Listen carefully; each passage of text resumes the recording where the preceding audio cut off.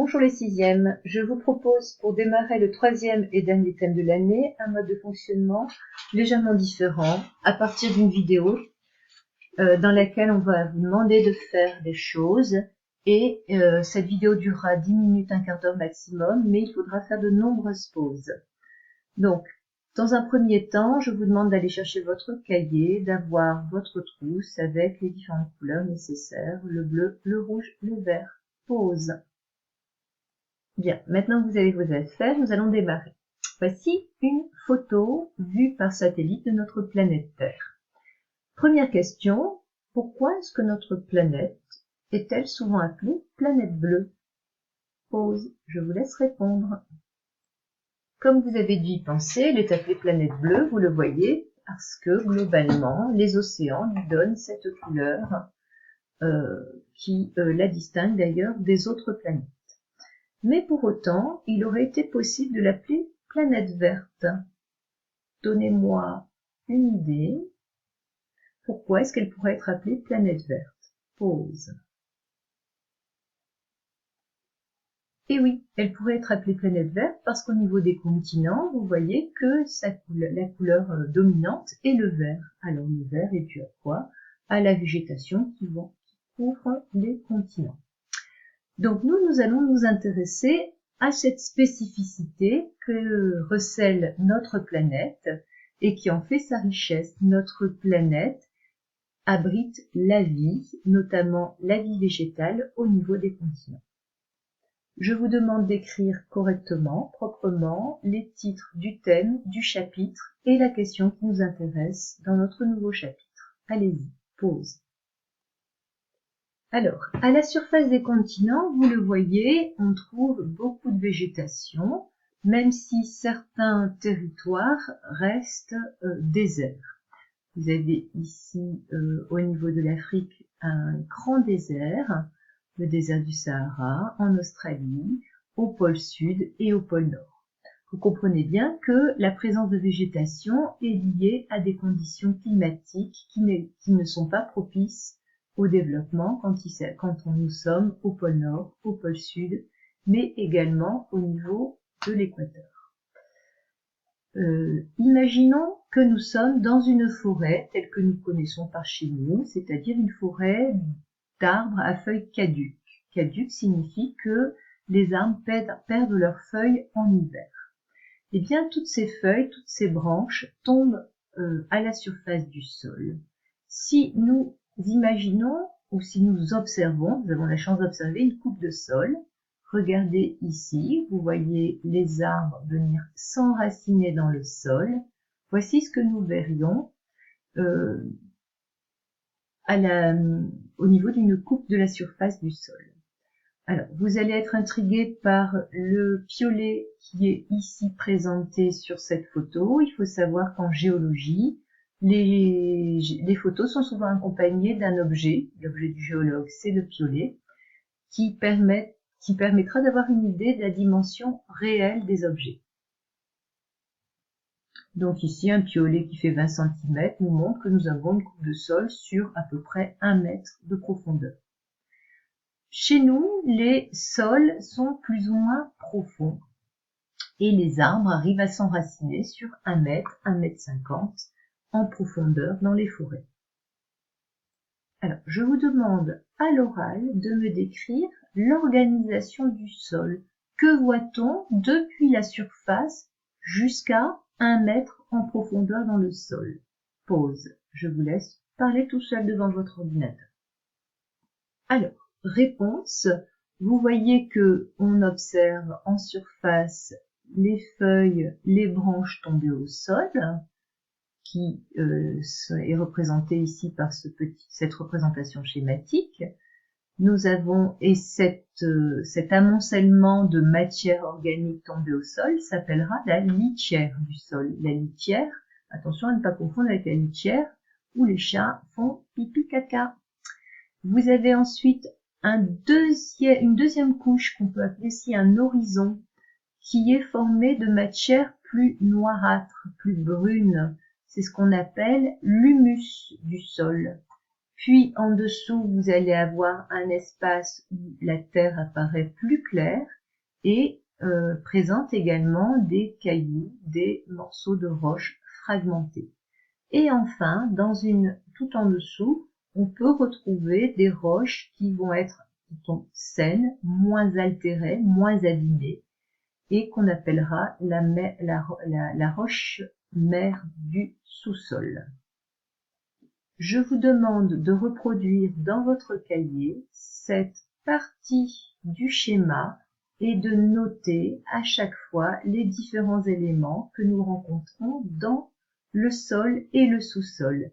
La première partie, comprenant litière, l'humus et couches avec fragments de roche, constitue le sol, tandis qu'en dessous, lorsque la roche n'est plus abîmée, elle constitue le sous-sol. Eh bien, la végétation a besoin d'un sol pour s'enraciner et ne pourra pas s'enraciner lorsque on a une roche saine telle que on trouve dans le sous-sol. Pause pour le dessin. N'oubliez pas de dessiner au crayon gris. Alors, nous allons démarrer notre première activité du chapitre. Activité numéro 1, étude de la formation d'un sol. Vous notez le titre de l'activité dans le cahier. Pause. Première question. Va chercher un peu de litière sous un arbre. Ou observe cette image. Que vois-tu? Alors, je vous laisse mettre sur pause. Tous ceux qui ont la possibilité d'aller à l'extérieur dans un jardin ou même sur la voie publique, si vous pouvez aller chercher un petit peu de terre, un petit peu de litière, mais à l'endroit où on a beaucoup de matière organique, de litière amoncelée, ce sera beaucoup plus amusant de faire cette activité. Mettez-la dans une petite boîte, un tupperware, et revenez devant votre ordinateur.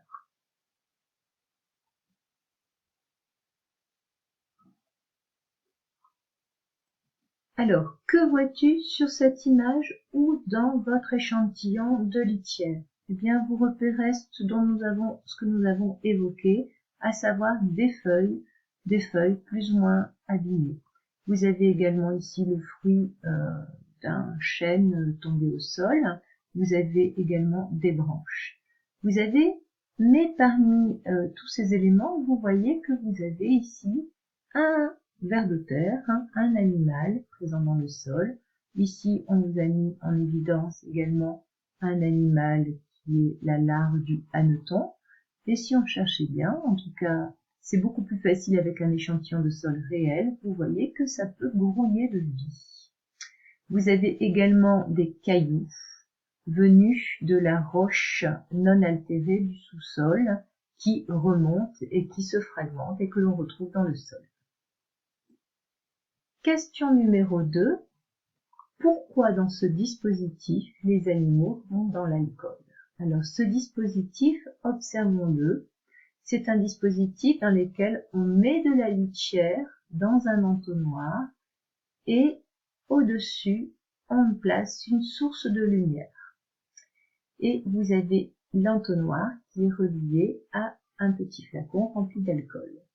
Les animaux tombent au fond de l'alcool et ces animaux peuvent être vus grâce au microscope sur l'image ici à droite. Je vous laisse répondre à la question. Pause. Alors, les animaux vont dans l'alcool car ils vont fuir la lumière. Ce sont des animaux qui vivent traditionnellement, classiquement, dans le sol. Ils détestent la lumière. Question numéro 3. Ici, il y a une erreur sur la diapo. On vous demande, à l'aide de la clé de détermination des animaux du sol, de nommer les 3 animaux visibles sur ces photos. Je vous laisse prendre connaissance de la clé et écrire sur votre cahier les réponses. Pause. Réponse. Le premier animal, vous voyez qu'il a des pattes et si on compte, il a 3 paires de pattes, plus une paire d'antennes. Cet animal est donc un insecte. Alors, cet insecte, son nom est pas très connu, c'est un colembole, c'est un insecte tout blanc qui vit dans le sol et il est extrêmement fréquent dans les sols de nos régions. Le deuxième animal, si je compte son nombre de pattes, il a 4 paires de pattes. Vous voyez que son corps n'est formé que d'un seul élément. Nous allons donc nous balader sur la clé de détermination. 4 paires de pattes, corps sans division. Il s'agit d'un acarien. Le troisième animal a 1, 2, 3, 4, 5, 6, 7 paires de pattes. On ne le voit pas, mais à l'extrémité, il y aurait 2 petites paires d'antennes, et vous le connaissez fréquemment, il s'agit du cloporte. Donc vous avez 3 exemples d'animaux présents dans le sol, sachant qu'il y a une variété extrêmement nombreuse. Question numéro 3. Voici le réseau alimentaire de quelques organismes, il manque un S, du sol. Reproduit une longue chaîne alimentaire à partir de ce réseau. Quel est son point de départ? Attention, lisez bien l'aide.